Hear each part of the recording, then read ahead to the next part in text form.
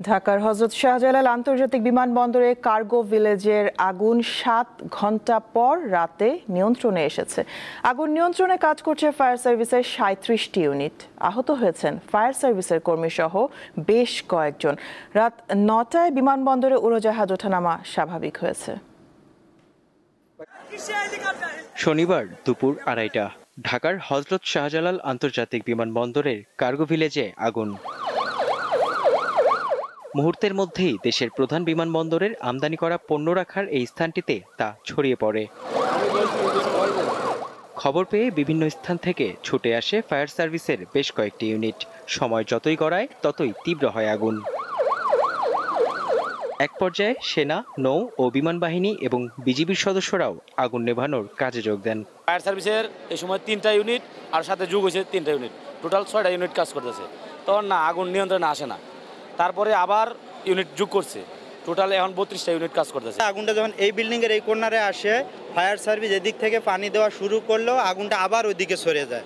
এখন দেখতে পাচ্ছেন আবার আগুনটা কিন্তু এই বিল্ডিং এর দিকে সরে আসছে। যখন লাগছে তখন যদি ওইরকম যদি থাকতো, মানে ভালো ব্যাকআপ দেওয়ার কোনো পানি নিষ্কাশনের ব্যবস্থা থাকতো, তাহলে ফায়ার সার্ভিস তৎক্ষণিক এটা আপনার সম্ভব ছিল। ফায়ার সার্ভিসের যে টিম ছিল ওনারা ভিতরে ঢুকতে পারেনি, ওনারা ঢুকলেও হয়তো বা আগুনটা নিয়ন্ত্রণে রাখা সম্ভব ছিল। এই পরিস্থিতিতে উড়োজাহাজ ওঠানামা বন্ধ করে দেয় কর্তৃপক্ষ।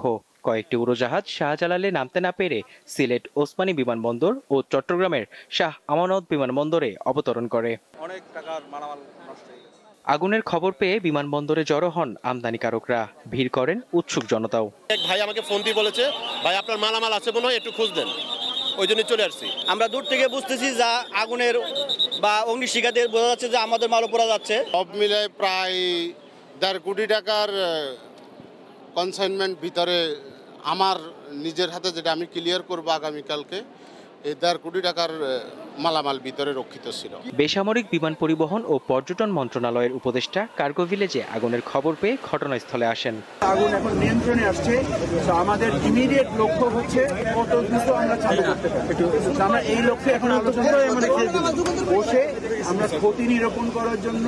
আগুনের ক্ষয়ক্ষতির মাত্রা এখনো নিশ্চিত হওয়া যায়নি, তবে ব্যাপক আর্থিক ক্ষতির মুখে পড়ার আশঙ্কা করছেন আমদানিকারকরা। মেহেদী হাসান, দীপ্ত সংবাদ, ঢাকা।